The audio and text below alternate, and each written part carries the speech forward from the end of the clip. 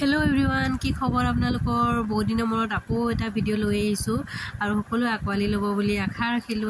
মই আজি সবজি বনাই আছো। সবজিত আছে আজি কি লাও আগ আৰু আলু বিলাহী জোল। তাৰ পাছত এফালে সৰিয়হ অকমান পিহি লৈছো কেৰাহীত সবজিটো দি। তাৰ পাছত এফালে সৰিয়হ পিহি হৈ গ'ল, মই তাতে পেষ্টটো দি দিলো আৰু ইয়াত দিলো মই জিৰা গুড়ি, নিমখ আৰু হালধি। বিশেষ একো মছলা ব্যৱহাৰ কৰা নাই, সিম্পলকে জোলটো বনাইছো আৰু এনেকৈ অকমান ঢাকন দি ভাজি থাকিম আৰু ভাজি হৈ যোৱাৰ পাছত মই ইয়াত পানী এড কৰি দিম।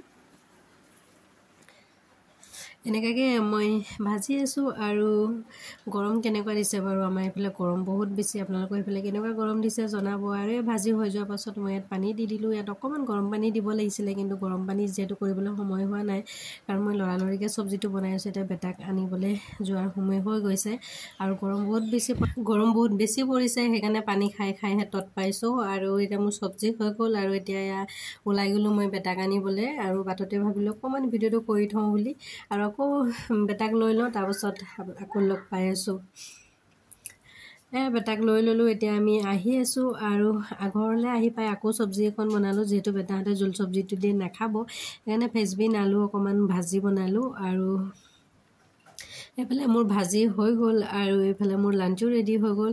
লাঞ্চত আছিলে লাও আগ আৰু সৰিয়হ দি জোল আৰু ভাজি অকণমান সেয়াই। তাৰপাছত এতিয়া ভাত চাত খাই অকণমান জিৰালোঁ আৰু জিৰাই গধূলিলৈ চাহৰ কাৰণে কিবা এটা যোগাৰ কৰোঁ বুলি ভাবিলোঁ।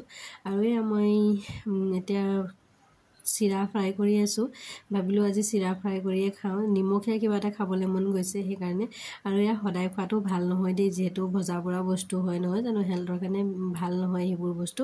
আৰু ভাবিলোঁ আজি অকণমান বনাওঁ বুলি, খাবলৈ কেতিয়াবা মন যায়। তথাপিও নৰসিংহ তাতে মই কেইটামান ফ্ৰাই কৰি ল'লোঁ।